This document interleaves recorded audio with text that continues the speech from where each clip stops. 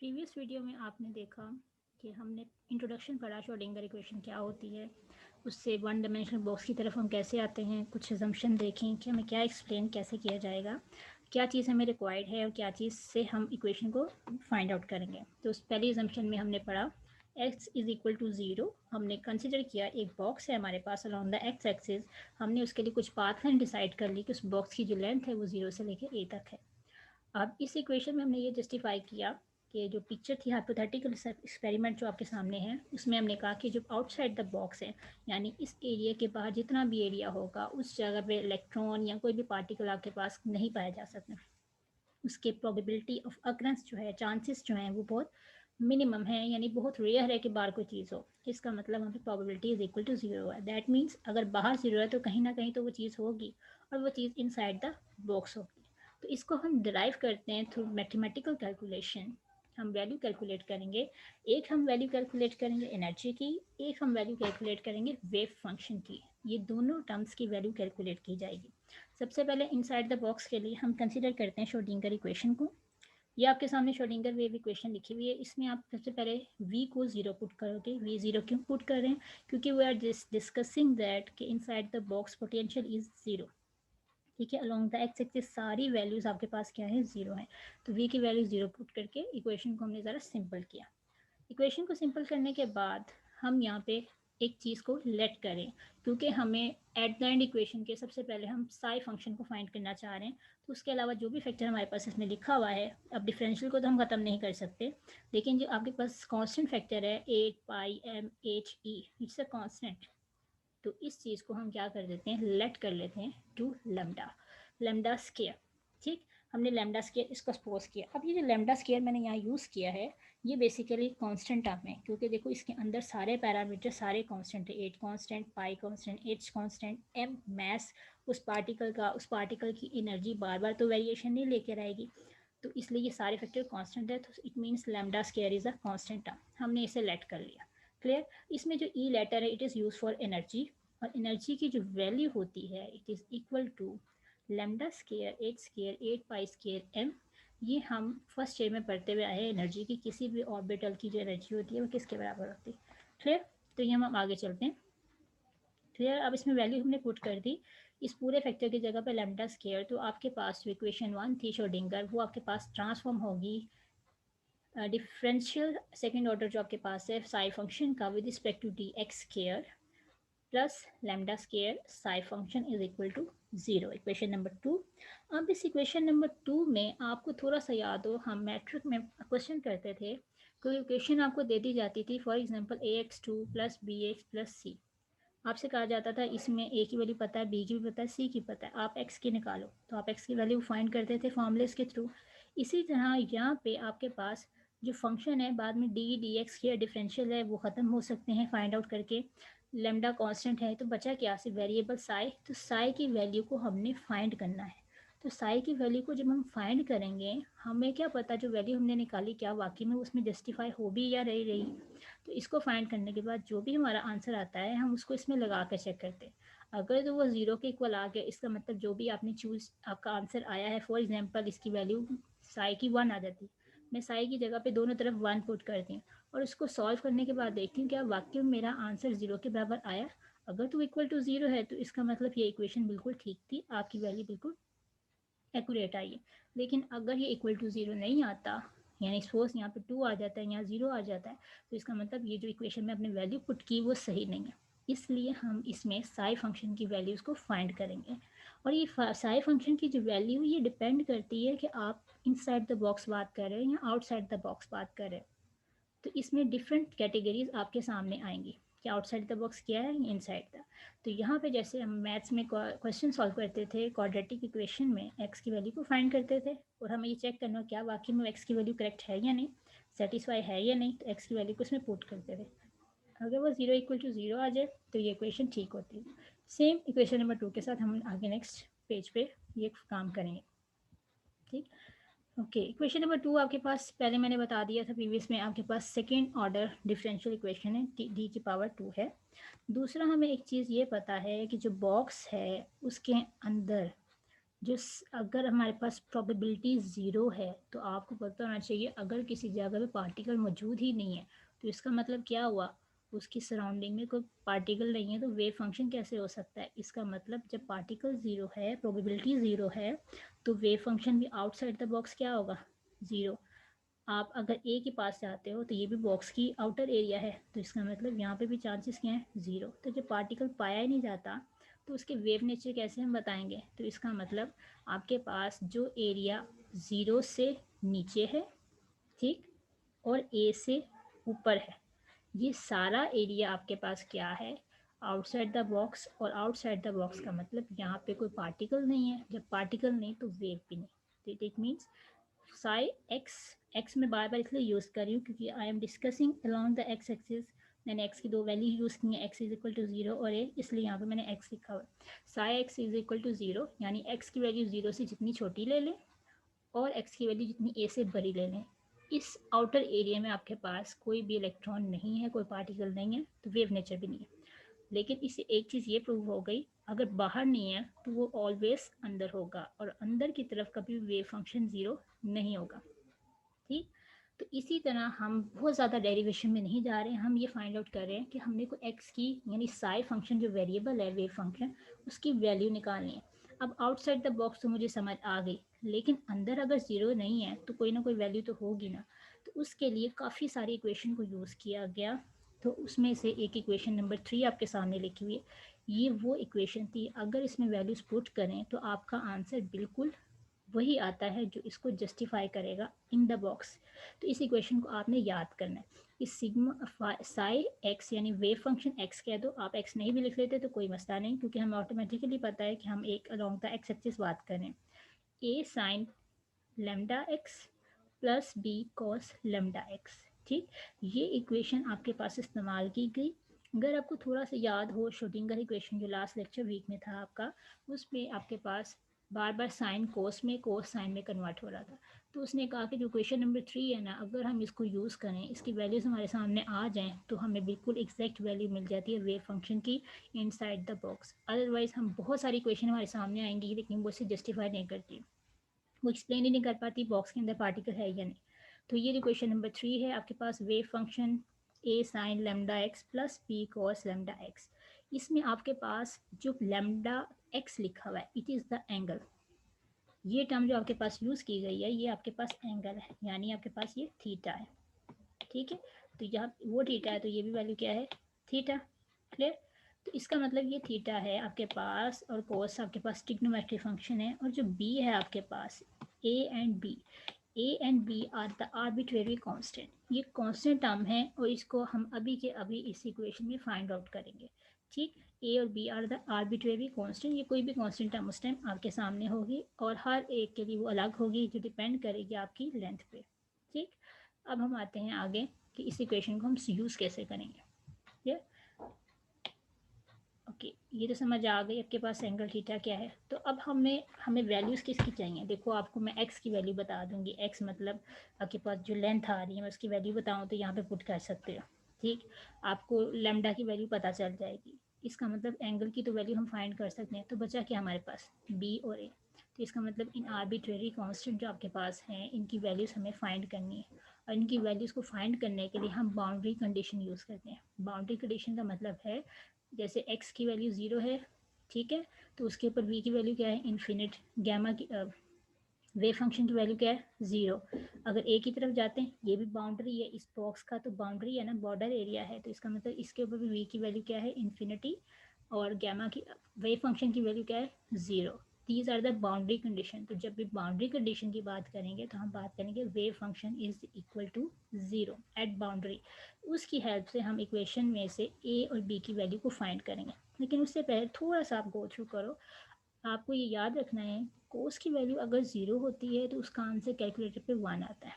Sign की value zero होती है तो उसका आंसर आता है ज़ीरो, यानी साइन ज़ीरो ज़ीरो, कोस ज़ीरो वन, क्लियर। तो आप ये देखो, हम इसमें सबसे पहले बाउंड्री कंडीशन लगाते हैं एक्स की वैल्यू ज़ीरो पुट करके। अगर x की वैल्यू ज़ीरो है तो इसका मतलब वेव फंक्शन भी क्या है, ज़ीरो, क्योंकि बाउंड्री पे तो वेव है ही नहीं, पार्टिकल है ही नहीं, तो वेव कहाँ से आएगी। इन दोनों टर्म्स को हम इस इक्वेशन में पुट करते हैं। तो आपकी इक्वेशन बनेगी 0 is equal to A sine lambda 0 plus B cos lambda 0। अब फ़ौरन से देखो ये जो लैम्डा है ये भी तो उसके एंगल में लिखा हुआ है, ठीक।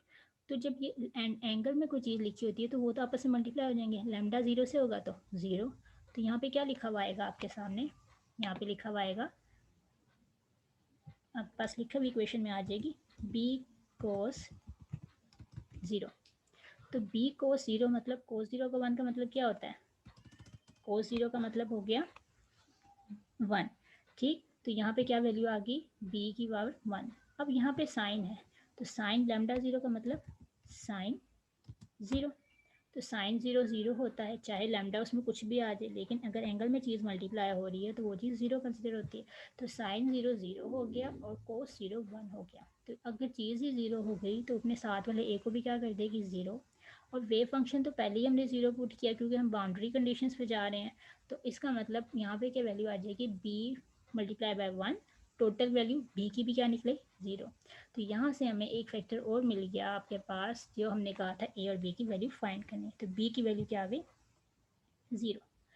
अब इस बी की वैल्यू को आप अपनी इक्वेशन नंबर 3 में पुट करो। अब ये इक्वेशन नंबर 3 कौन सी थी, जहाँ से हम चले थे, यानी इस इक्वेशन में अगर मैं बी की वैल्यू पुट करती हूँ 0 तो ये तो पूरा फैक्टर क्या हो जाएगा 0। तो पीछे क्या सिर्फ बच गया this one, gamma is equal, wave function is equal to A sine lambda X, ठीक। तो ये जो इक्वेशन नंबर 3 है आफ्टर पुटिंग बी आपके पास क्या बन जाता है 0, ठीक है। तो आप ये भी इसी जहन में रखो कि मैंने कोर्स को क्यों नहीं ख़त्म किया, क्योंकि आपको पता है कि जो आपका ग्राफ बनता है वेव नेचर का वो साइनोसाइडल कर्व होता है। साइनोसाइडल कर्व का मतलब क्या होता है, उसमें एक मिनिमम एक मैक्सिमम एक मिनिमम ये कर्व्स जाती है, यानी स्टार्ट हमेशा उसने 0 से लेना है, क्लियर। जबकि कोर्स में क्या होता है, आपका ग्राफ स्टार्ट ही मिनिमम में होता है। साइन 0 की वैल्यू क्या होती है 1, और जबकि साइन 90 की क्या होती है 0। तो वो ग्राफ चलता है कुछ इस तरह से। इसका मतलब क्या है, साइन और कोस ऑपोजिट चलते हैं एक दूसरे के। जहाँ साइन की वैल्यू 0 होगी वहाँ पे कोस की वैल्यू 1 होती है। इसलिए मैंने इस इक्वेशन में, क्योंकि हमें पता है श्रोडिंगर जो है वो साइनोसाइडल कर्व देता है, उसमें हम साइन एंगल को स्टडी करते हैं, तो इसमें मैंने साइन एंगल को अपने पास रखा और बी की वैल्यू को पुट कर दिया इसमें। तो बी की वैल्यू आपके सामने 0 हो गई। तो बी की वैल्यू जब 0 पुट की तो आपके पास टोटल इक्वेशन नंबर 4 क्या बन गई, wave function is equal to A sine lambda X, clear.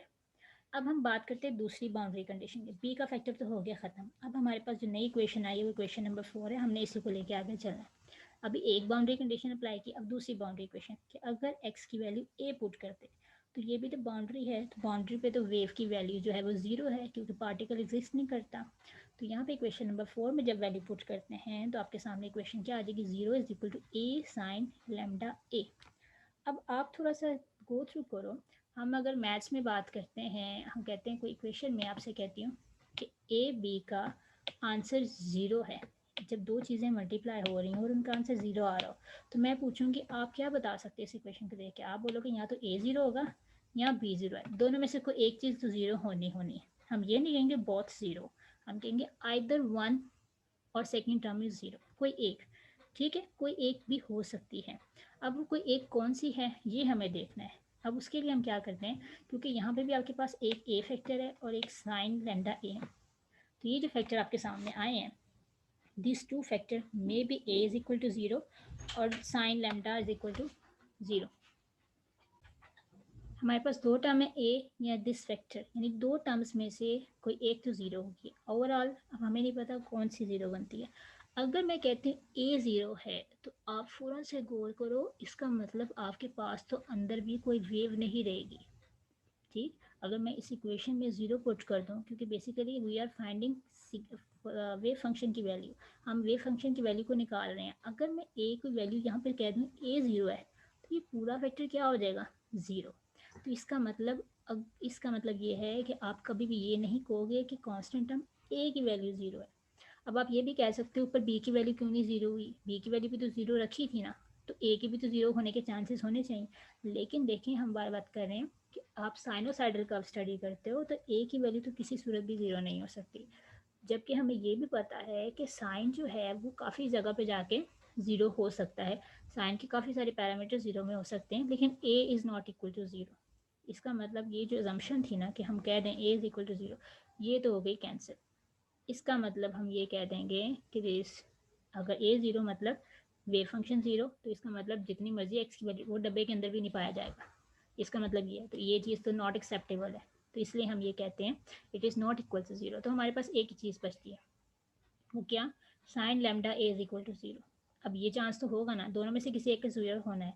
अब ए तो ज़ीरो नहीं है, तो ऑटोमेटिकली दूसरी टर्म ज़ीरो के बराबर होगी। अब देखो, दोनों में से एक टर्म ज़ीरो के बराबर जब रखी, तो हम फ़ौरन कहेंगे कि साइन की वैल्यू किस किस जगह पे जाके ज़ीरो बनती है।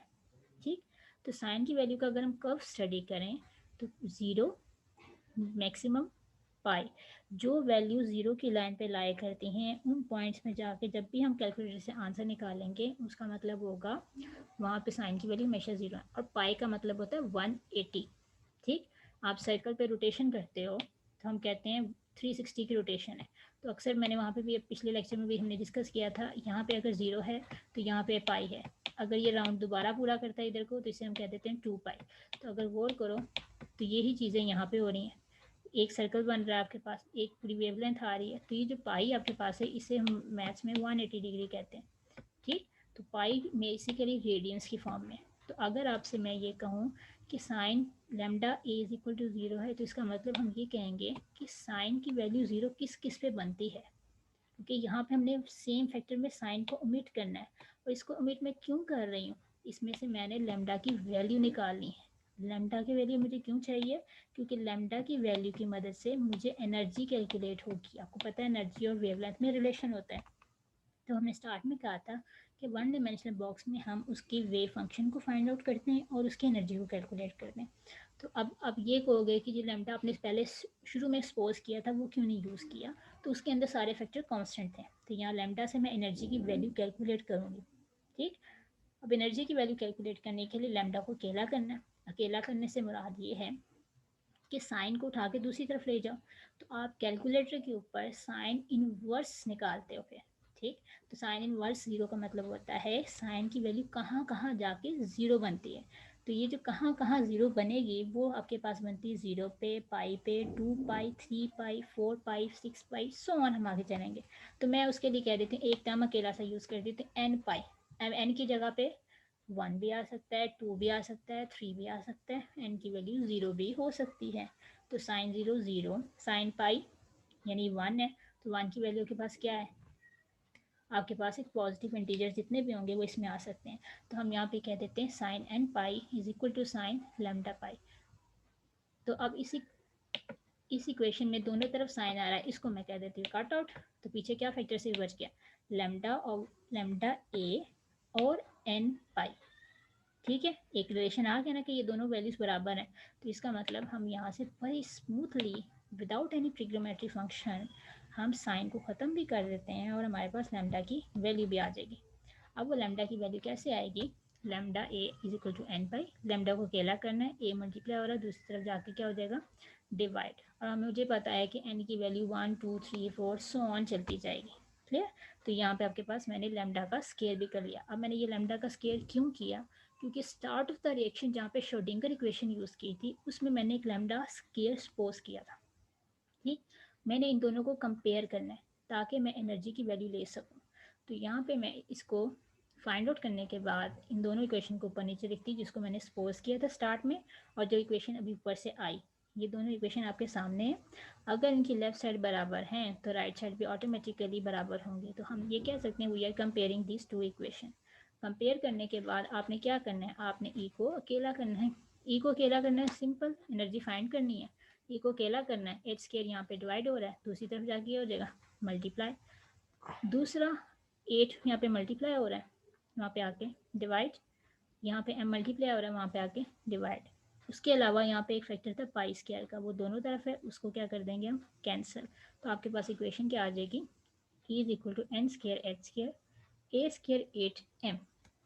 ठीक, अब इस इक्वेशन में आप देखो कि एनर्जी सिर्फ किस पर डिपेंड कर रही होगी, आपके पास साइन का एंगल क्या है, और साइन का एंगल किस पर डिपेंड कर रहा होगा, उसकी लेंथ क्या है बॉक्स की। ठीक, तो ये सारे एक दूसरे से पैरामीटर रिलेट करते हैं। फिर अब इस इक्वेशन में अगर आपसे ये कहा जाए कि आप ये बताओ क्या किसी पार्टिकल की energy in the box zero हो सकती है, तो आप फ़ौरन से बोलोगे बिल्कुल भी नहीं। एनर्जी ज़ीरो होने का मतलब वहाँ पे तो पार्टिकल एग्जिस्ट नहीं कर रहा ना, पार्टिकल एग्जिस्ट नहीं कर रहा तो हम स्टडी क्या कर रहे हैं। तो लेकिन हमने ऊपर से कहा कि वोल्ट आपके अंदर जो मॉलिक्यूल बॉक्स के अंदर आएगा उसमें टोटली काइनेटिक एनर्जी होती है। तो E is the total energy. अब टोटल एनर्जी में पोटेंशियल आया या काइनेटिक एनर्जी कुछ भी आ जाए हमें इससे कोई लेना देना, लेकिन हम एनर्जी कैलकुलेट कर रहे हैं। तो हम ये कहते हैं कि वन डायमेंशनल बॉक्स से हमें यही इन्फॉर्मेशन मिली कि किसी भी पार्टिकल की एनर्जी इनसाइड द बॉक्स कभी भी ज़ीरो नहीं हो सकती। उसकी जो मिनिमम एनर्जी भी होगी ना, जिसे हम कहते हैं एन की वैल्यू 1 पुट कर दें तो उसका आंसर आता है ये। और उस 1 की वैल्यू एन की वैल्यू 1 पुट करने से जो आंसर आता है वो सबसे स्मॉलेस्ट एनर्जी होती है। अब उस स्मॉलेस्ट एनर्जी को शो करने के लिए उसने ज़ीरो पॉइंट एनर्जी का नाम दे दिया। अब ज़ीरो पॉइंट का मतलब ये नहीं कि ज़ीरो से स्टार्ट किया, उसका मतलब है सबसे लोएस्ट एनर्जी। तो श्रोडिंगर की इक्वेशन की मदद से हमने वन डायमेंशनल बॉक्स में किसी एक सर्टेन एरिया में जो प्रोबेबिलिटी है इलेक्ट्रॉन या पार्टिकल की पाए जाने की, उसकी एनर्जी कितनी हो सकती है वो डिपेंड करती है उसके नंबर ऑफ एंगल साइन। ठीक, तो यहाँ पे एन की वैल्यू आ रही, इसे हम कहते हैं ज़ीरो पॉइंट एनर्जी। क्लियर, तो हम इससे एनर्जी कैलकुलेट कर सकते हैं। पेपर में सिर्फ यही आपके सामने आ जाए तो आपने इसी को फाइंड आउट करना है। क्लियर, इसका मतलब ये हुआ it means particle not at rest, हमें ये भी पता चल गया। तो अब जब हमने स्टार्ट किया था हमने यही कहा था कि आपके पास जो बॉक्स है उसकी in the box v is equal to zero. तो जब v ज़ीरो था यानी पोटेंशियल एनर्जी उसके अंदर कोई हाइट नहीं है, हाइट का मतलब ऊपर की तरफ जाएगा तो हाइट गेन करेगा, पोटेंशियल एनर्जी गेन करेगा। तो इसका मतलब यहाँ पे सिर्फ क्या है, काइनेटिक एनर्जी। अब काइनेटिक एनर्जी कैसे है, अब ये भी आपको कंफ्यूज कर सकता है। हम बात करें हम along the X axis move करें तो काइनेटिक एनर्जी का मतलब होता है मूवमेंट की वजह से जो एनर्जी आती है। तो मूवमेंट की वजह से एनर्जी देखो यहाँ से यहाँ की तरफ मूव कर तो ये मूव रहा है ना अलोंग द एक्स एक्सिस, चाहे उसकी पोटेंशियल एनर्जी ज़ीरो है। ठीक, तो अगर मैं बात करती हूँ इस पॉइंट पे, मैं ऊपर की तरफ मूव करती हूँ तो मेरी काइनेटिक एनर्जी में तो चेंज जो आ रहा है वो तो बहुत कम होता जाएगा। मैं यहाँ पे कोई हाइट गेन करी, इसका मतलब इस पॉइंट पे जाके जो पोटेंशियल एनर्जी है वो मैक्सिमम हो जाती है, जिसको मेजर करने के लिए हमने एक फैक्टर रख दिया कि इन्फिनिट है, इट इज़ अनप्रिडिक्टेबल, कितनी भी आपके पास आ जाए, जितनी मर्जी हाइट पे चला जाए। तो इसलिए हम कहते हैं कि आउटसाइड द बॉक्स जो है वो एनर्जी भी ज़ीरो हो सकती है, क्योंकि वहाँ पे आपके पास मैक्सिमम एनर्जी जो है वो पोटेंशियल होगी विद रिस्पेक्ट टू हाइट। लेकिन अलोंग द एक्स एक्सिस जब हम मूव कर रहे होते हैं जीरो से लेके ए पॉइंट पे, तो उस टाइम आपकी एनर्जी जो है कभी भी ज़ीरो नहीं होती। हाँ, मिनिमम ज़रूर हो सकती है जिसे हम ज़ीरो पॉइंट एनर्जी का नाम देते हैं।